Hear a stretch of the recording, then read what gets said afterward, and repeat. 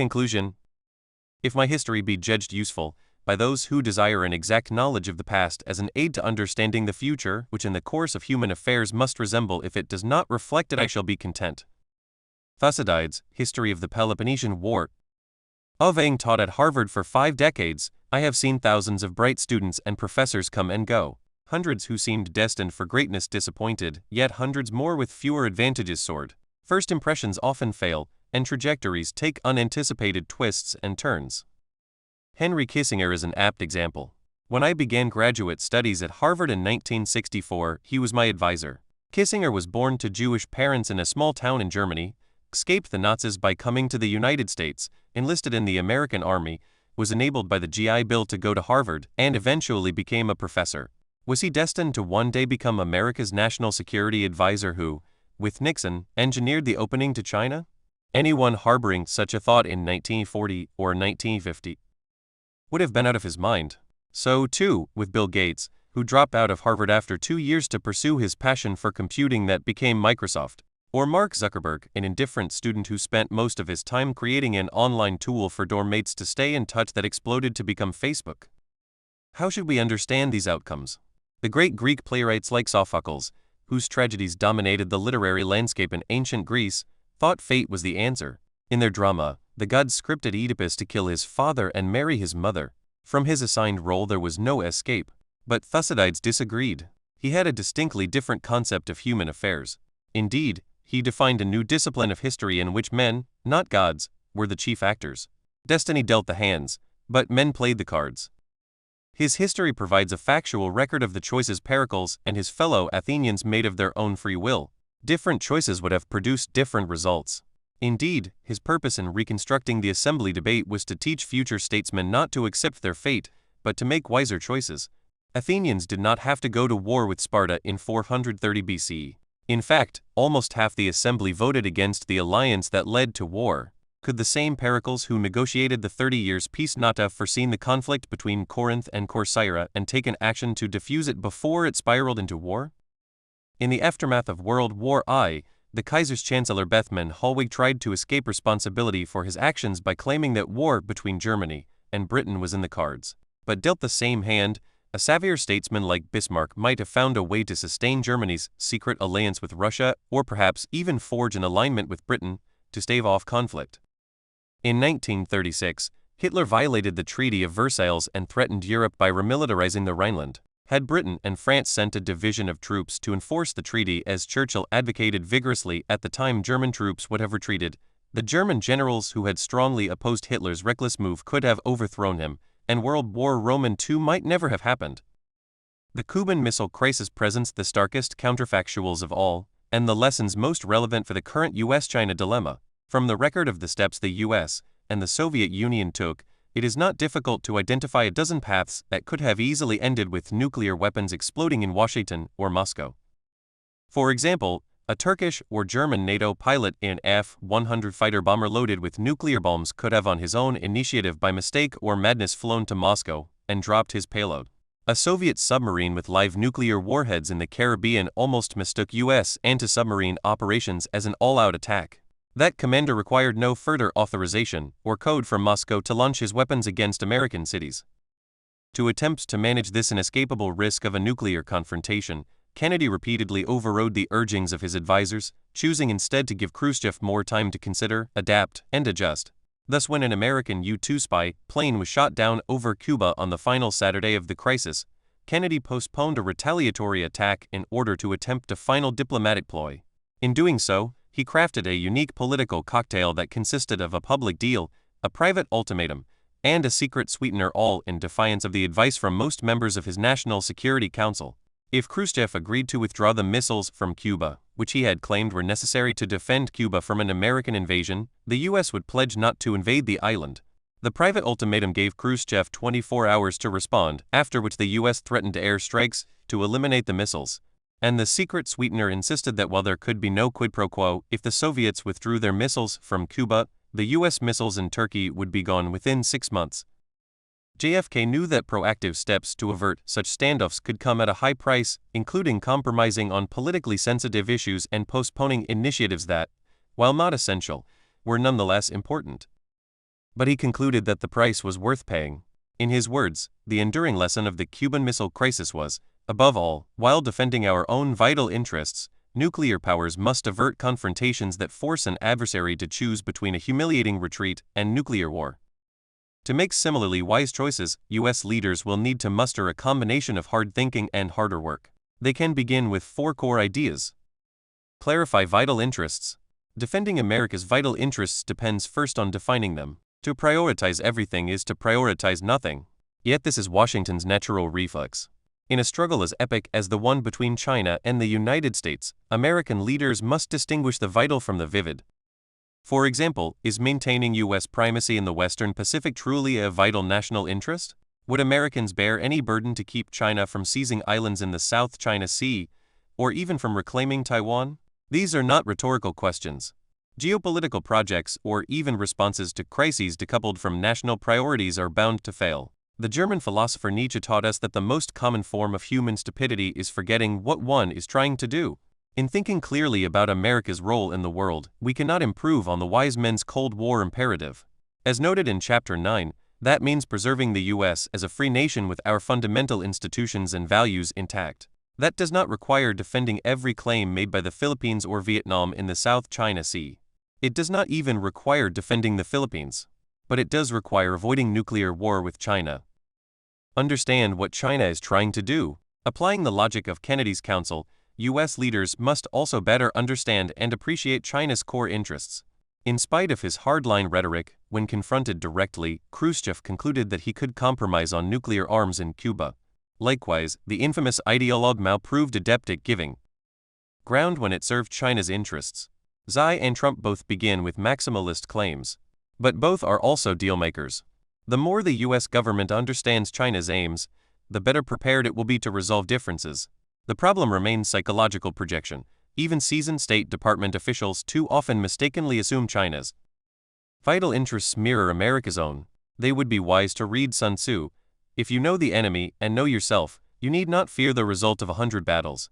If you know yourself, but not the enemy, for every victory gained you will also suffer a defeat. If you know neither the enemy nor yourself, you will succumb in every battle. Cold War has come to be seen as a no-go option in international relations, something to be avoided at virtually any cost. But a quarter century after the dissolution of the Soviet Empire, and at a time of renewed angst between Washington and Moscow, it is worth reflecting on the dependable elements of the old US-Soviet relationship. Pretense invites ambiguity, candor breeds clarity. We will bury you. And evil empire left no doubt about where either stood. But such harsh depictions did not freeze meaningful contact, candid conversation, and even constructive compromise.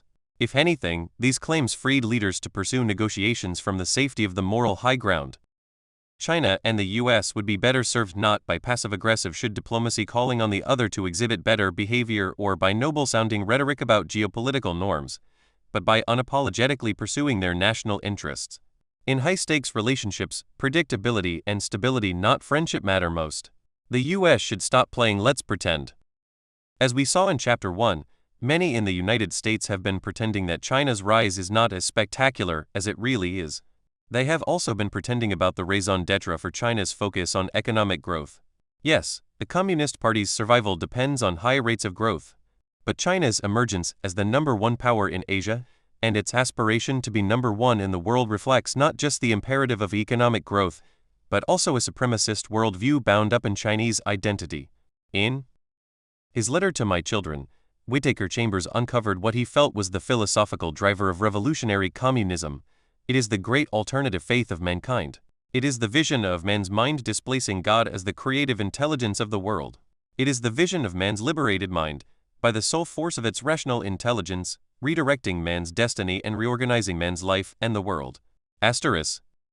While Xi and his party mandarins no longer preach Marxist-Leninist doctrine, no one should be deluded into thinking that the regime today is a post-ideological movement concerned solely with its own power. Chapter 7 underlined the deeply divergent civilizational values that separate China and the West, an uncomfortable reality that polite diplomacy too often obscures. Do strategy. In today's Washington, strategic thinking is marginalized or even mocked. President Clinton once mused that in this fast-changing world, foreign policy had become a version of jazz, the art of improvisation. Among the dumbest statements of one of America's smartest presidents, Barack Obama, was his claim that, given the pace of change today, I don't really even need George Kennan. Though deliberate crafting of strategy does not guarantee success, the absence of a coherent, sustainable strategy is a reliable route to failure.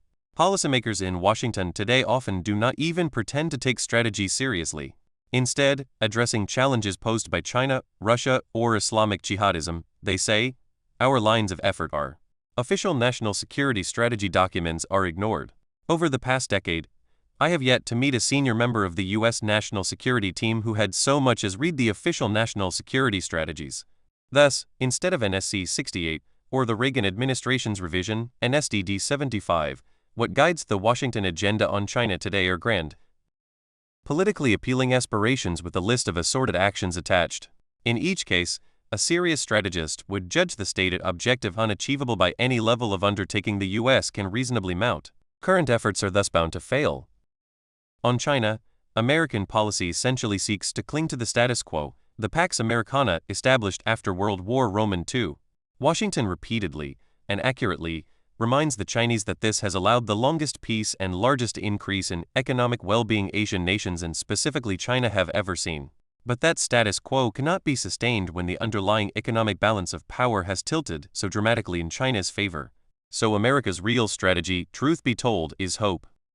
To conceive and construct a grand strategy proportionate to this challenge will require senior government officials to devote not just their political capital, but also their intellectual acumen. Contrary to Obama, U.S. national security strategy does need Kennan today along with modern-day equivalents of Marshall, Eichmann, Vandenberg, Nitze, and Truman. Make domestic challenges central. If Xi and Trump listened to Lee Kuan Yew, they would focus first on what matters most, their domestic problems. What is the single largest challenge to American national security today? What poses the single largest threat to America's standing in the world? The answer to both questions is found in failures of the American political system. Ask the same questions of China and the answers are again the same, failures of governance.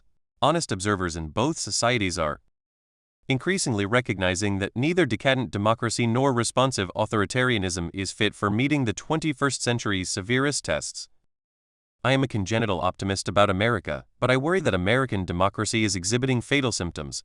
DC has become an acronym for dysfunctional capital, a swamp in which partisanship has grown poisonous, relations between the White House and Congress have paralyzed basic functions like budgets and foreign agreements, and public trust in government has all but disappeared. These symptoms are rooted in the decline of a public ethic, legalized and institutionalized corruption, a poorly educated and attention deficit-driven electorate, and a gotcha press, all exacerbated by digital devices and platforms that reward sensationalism and degrade deliberation. As Abraham Lincoln warned prophetically, a house divided against itself cannot stand. Without stronger and more determined leadership from the president and a recovery of a sense of civic responsibility among the governing class, the United States may follow Europe down the road of decline. At the same time, I share Lee's devastating critique of China's operating system. Technology is making its current system of governance obsolete. Young urbanites with smartphones cannot be sustainably governed by Beijing bureaucrats who track every citizen as part of an omnipresent social credit system.